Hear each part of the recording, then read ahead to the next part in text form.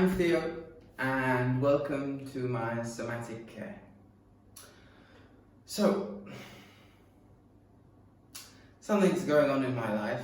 I really like pizza, like the glutinous part of breads and pizzas and pastries. I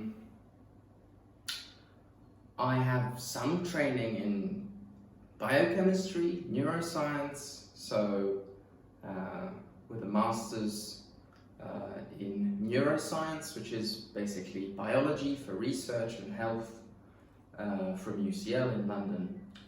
And the latest research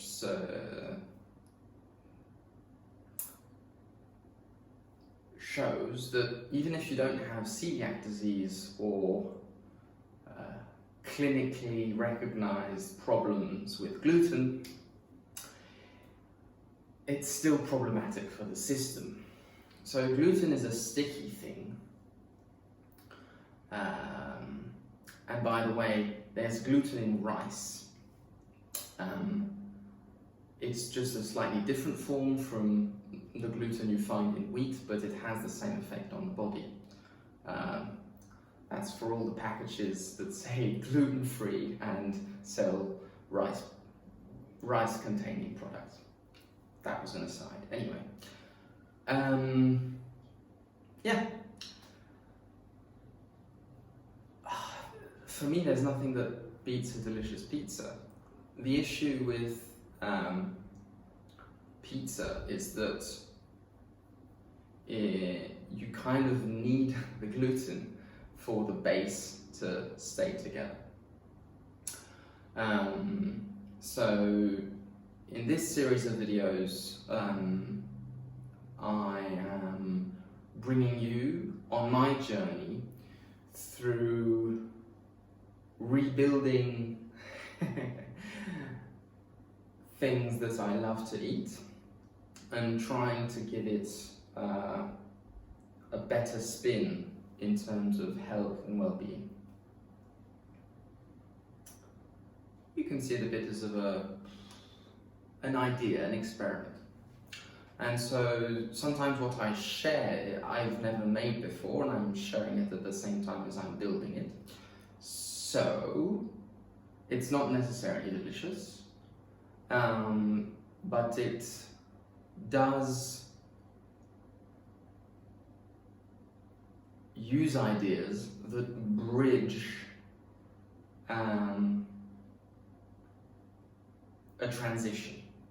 a transition from a gut and body that is used to digesting things that promote acidity in the body, that are hard to digest, that can be eaten at the wrong times in the day,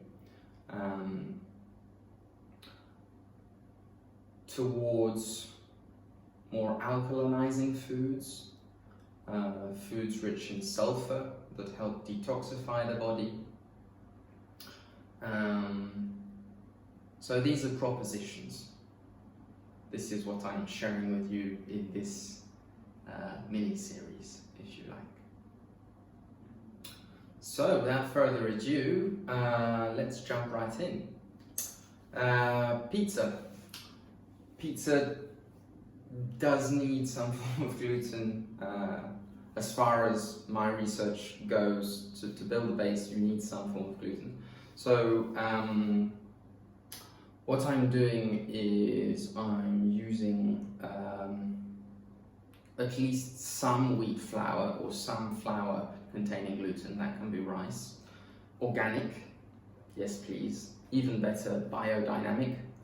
We want less of the bad, less of the toxins, less of the man-made chemicals that the body doesn't know what to do with and clogs up the healthy processes that naturally occur in the body, and more of the good. So we go more towards organic, biodynamic food when available. All things in moderation, of course. So, yes, some gluten-containing rice, or barley, or some cereal that will help the base get together, and then basically using an alkalizing flour, the best would be quinoa. It's a grass, not a grain, and it doesn't contain gluten, and it helps alkalize the body. So in the mix, mostly quinoa, some gluten-containing flour to keep it together, some water, some salt, maybe some pepper, maybe a few spices or herbs, and pizza dough needs to rise. So making it in the morning or in the evening is a sort of nice time frame for it, so that you can sort of let it rest. So using natural yeast, I'm giving this for a total beginner, so I'm assuming some of you may not have used natural yeast before. You want to activate it. So it usually comes in a sort of hard little block. So, you know, cut it up, put it in a bowl, and then add some warm water. You don't want it too hot because you don't want to kill the yeast, but you do want to activate it because it usually lives in the fridge. So you heat it up, give it some energy, and then it will start to froth a bit, or might even see a bubble. And then you include that watery mixture into the flour, and yeah, as a base. So where I am in my process at the moment, I'm going to show you what I've been using so far and what's going on in the kitchen at the moment. Okay, so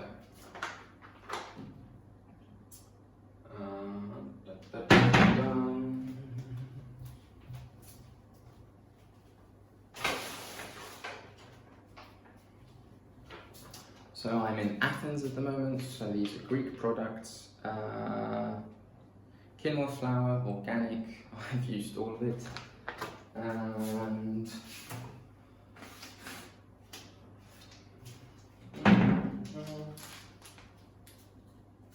this is dinkel flour, organic, and so this was what I used to help things coagulate, get together, get sticky.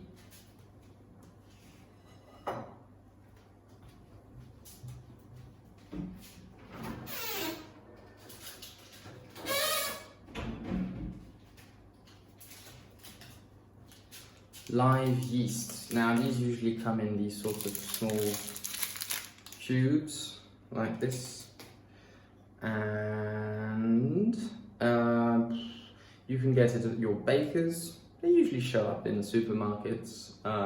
They do come in organic form.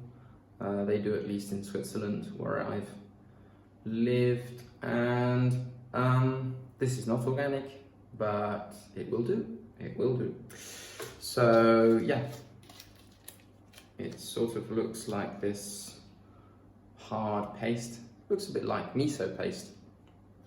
And from there you put, look online how much you want to use for how much flour and so on. Warm water, let it transform. And then you add it to the amount of flour that you're going to use. Okay, so made some this morning, and it was resting for about, I don't know, 3 hours maybe or so, and it's already started to sort of puff up, and so the inside is, it sort of makes it light, it's not dense and so on. So that's what that looks like. And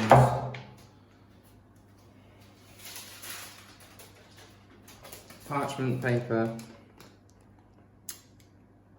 and some flour on the parchment paper so it doesn't get too sticky, and then you can use a sort of whatever. I like to use my hands in generally when I cook, so I've used my hands and sort of spread it out. So it was a ball, put it on the parchment paper, spread it out and get the result. So yeah, and then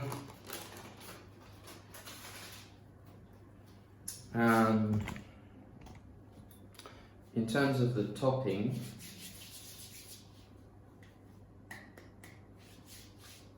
there are some sort of things that are really a good idea to include in your daily diet, really daily, which are sulfur-rich foods.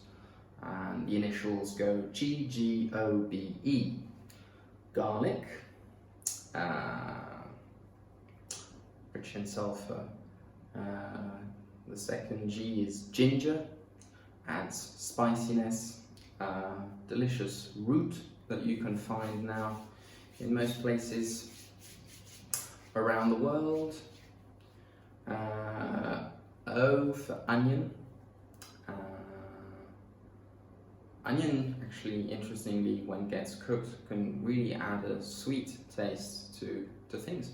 So that's really cool, really interesting whole food to use. And B, brassica sprouts. So this is a new thing for me, and basically what you can do is you can buy seeds of, so the brassica is the name of a family of vegetables: broccoli, kohlrabi, the list goes on, but you can find the whole list on the internet if you type in brassica, and it gives you, it's a family. And basically you buy the seeds and you place the seeds in a glass jar or Tupperware or something that's, you know, avoiding plastic. We don't want transfers of chemicals as they're not too friendly to the body. And yeah, you place water in the container and then you add the seeds, and actually it needs darkness, and so you put it away in a cupboard and it slowly grows, and it needs some water from time to time, but it just grows basically. Yeah, so G-G-O-B-E, and E is eggs. Now eggs, rather specific with my eggs, because a lot of the feeds given to the chickens, not the best stuff you want to give to an animal. A lot of it is contaminated foods, non-organic, non-biodynamic, and also not the natural foods that chicken usually eats. So really sort of, you know, being selective, free range, organic, better still, biodynamic, sulfur rich, protein rich, yes, and very helpful for living healthy in the 21st century. So I want to kind of try and include those things in my pizza. And let's see. So I've made the dough, and we'll see what's going on there. And I'm thinking, yeah, we'll see what I create and what comes out of it. All right. This guy on the small holes, it actually makes there's quite a lot of water inside the onion, so I'm using that as a base. Coming to the garlic next. I'm out of sprouts at the moment, so that won't be part of what I'm building.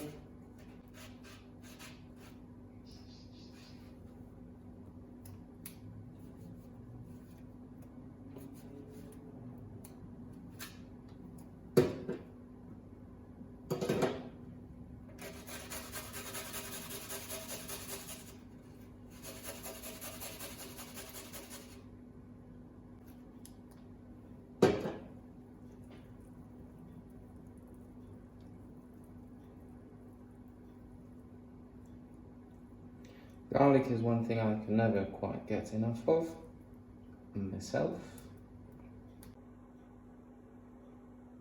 So, these are chili peppers and spicy hot peppers.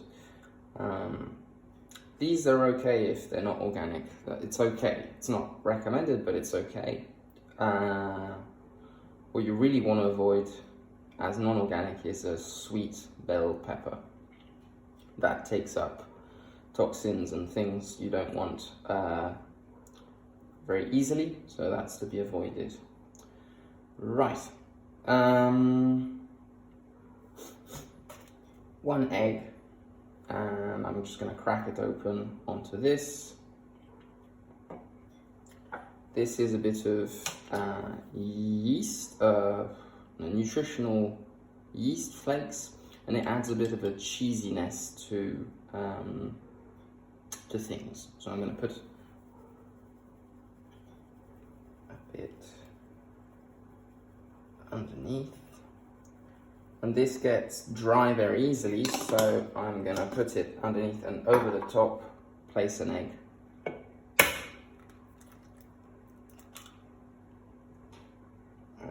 Okay. There we go, and I'm going to spread the egg onto the flakes. Make sure they're well hydrated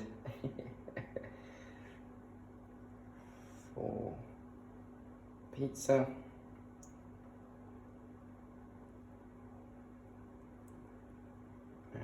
Okay.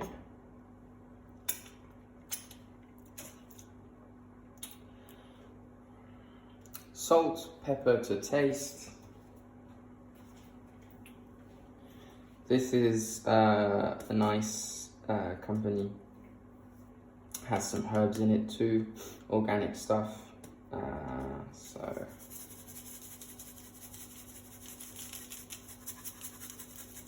there we go. Freshly ground black pepper.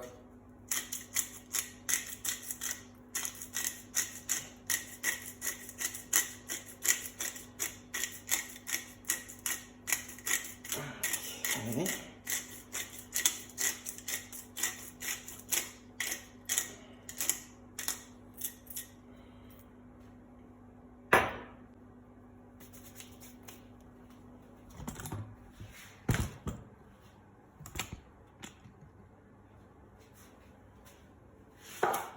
And now it goes in.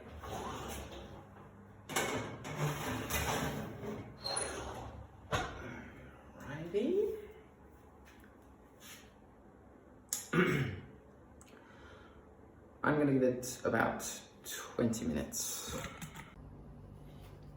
Okay, so 20 minutes have gone by in the oven, and this is the result. So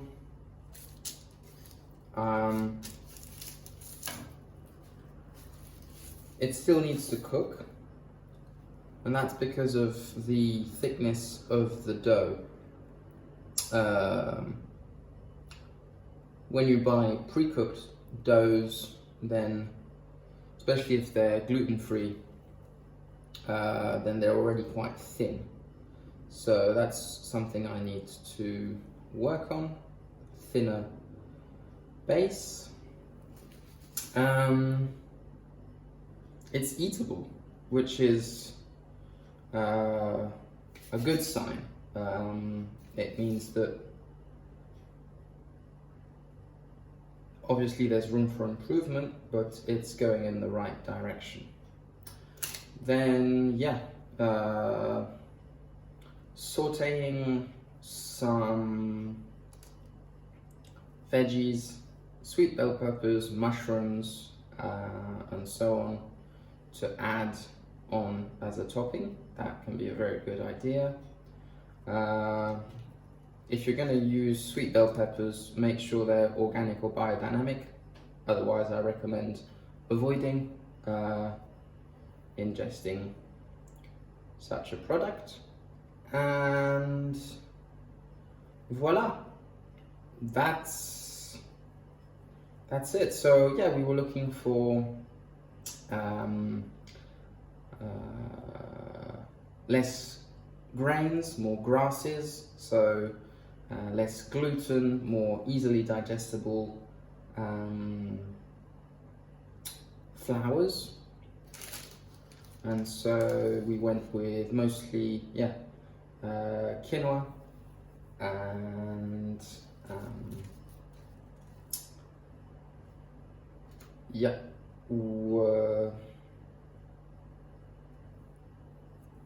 I am going to add the link in the description to a recipe that I know is delicious and nutritious in the comments below. Make sure to have a look at that. And then in terms of if you found the information useful, commenting below would be great. And yeah, so we're going to see where the mini-series leads, but I think it's useful to share science-based information on how to improve gut health, digestion, nutrient intake into the body. And there we go. I hope you enjoyed yourself. I did. All the best. See you next time. Bye bye.